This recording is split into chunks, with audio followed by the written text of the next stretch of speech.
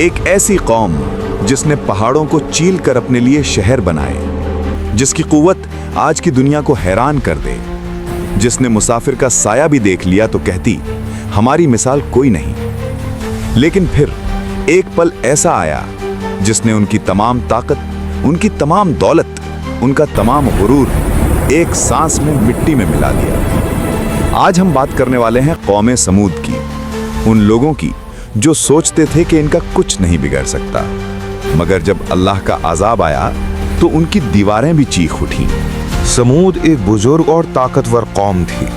وہ پہاڑوں کو تراش کر گھر بناتی تھی، نہ اینٹ نہ سیمنٹ، پتھر کے اندر بنے ہوئے رومز، ہالز اور مقبرے جنہیں دیکھ کر لوگ کہتے کیا یہ انسان کے ہاتھ کا کام ہے یا کسی دوسری قوت کا؟ ان کی فصلوں پر بارش بڑھتی، ان کے جانور موٹے، ان کی زمین ہریالی سے بھری ہوتی، ہر چیز وافر کی، ہر چیز قدرت کی۔ لیکن انسان جب بڑھ جائے تو غرور بھی بڑھ جاتا ہے۔ سمود نے اپنے آپ کو پوری دنیا سے بہتر سمجھنا شروع کر دیا۔ ان کا یقین تھا ہم پر عذاب کون لا سکتا ہے، ہم پہاڑوں میں رہتے ہیں۔ پھر اللہ نے ان میں سے ہی ایک آدمی کو اٹھایا، حضرت صالح علیہ السلام۔ انہوں نے کہا میں تمہارا دشمن نہیں، نصیحت کرنے والا ہوں، اللہ پر ایمان لاؤ۔ لیکن سمود کی آنکھوں پر غرور کا پردہ تھا۔ انہوں نے کہا اگر تم سچے ہو تو کوئی نشانی دکھاؤ، ہمارے سامنے ایک معجزہ لے کر آؤ۔ اور پھر ایک ایسا معجزہ آیا جسے دیکھ کر ان کی روح تک ہلا دی۔ ایک دن تمام قوم جمع ہوتی ہے، ان کے سامنے ایک سخت پہاڑ کھڑا ہے۔ صالح علیہ السلام دعا کرتے ہیں اور پھر پہاڑ کے اندر سے ایک جھٹکا، ایک درار، ایک زور کی گونج، پتھر پھٹنے لگتا ہے، دھواں اٹھتا ہے، اور پھر ایک زندہ سانس لیتی ہوئی شدید روشنی میں چمکتی ناکا، ایک شی کیمل پہاڑ سے نکلتی ہے۔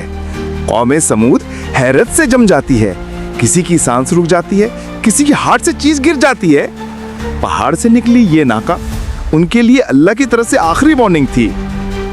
صالح علیہ السلام نے کہا یہ اللہ کی ناکا ہے، اس کا کوئی نقصان مت کرنا، اور اس کا حصہ تمہاری پانی کی یخت سے برابر باندھ دیا گیا ہے۔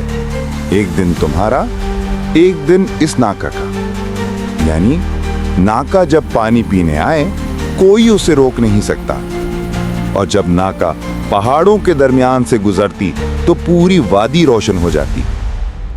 یہ معجزہ ان کی آنکھوں کے سامنے تھا، لیکن پھر بھی ان کا غرور اور نفرت بڑھتا گیا۔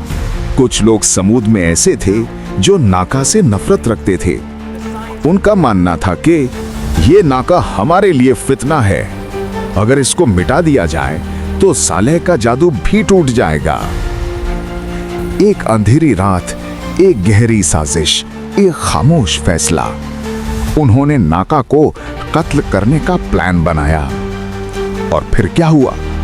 ایک جگہ جہاں سب کچھ سکون سے ہوتا تھا، وہاں ایک ایسی چیخ گونجی کہ وادی روشن ہو گئی۔ انہوں نے اللہ کی ناکا کو مار ڈالا۔ صالح علیہ السلام نے جب یہ منظر دیکھا تو ان کی آنکھوں میں آنسو آ گئے۔ انہوں نے کہا تم نے اللہ کی نشانی کو قتل کر دیا، اب اپنے گھروں میں 3 دن اور جی لو، پھر عذاب تم پر ٹوٹ پڑے گا۔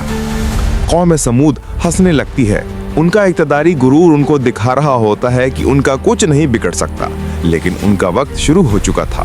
پہلا دن ان کا چہرہ پیلا پڑ جاتا ہے، کوئی سمجھتا ہے کوئی نہیں۔ دوسرا دن چہرہ سرخ، دلوں میں ایک عجیب سی گھبراہٹ۔ تیسرا دن چہرہ کالا، ہوا میں ایک سخت سکون جس میں موت کی بو محسوس ہوتی ہے۔ سمود سمجھ چکے تھے خاتمہ قریب ہے۔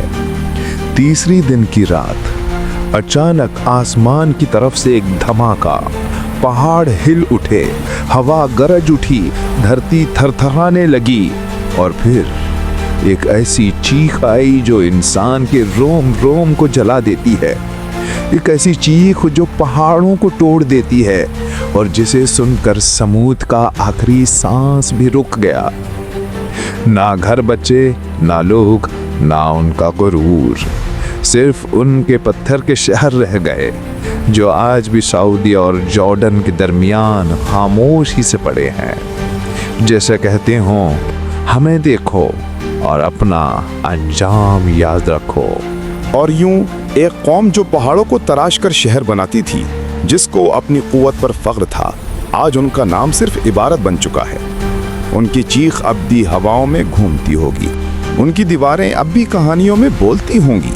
मगर सबसे गहरी बात यह है, जिस कौम से अल्लाह की रहमत उठ जाए फिर उसे पहाड़ भी नहीं बचा सकते।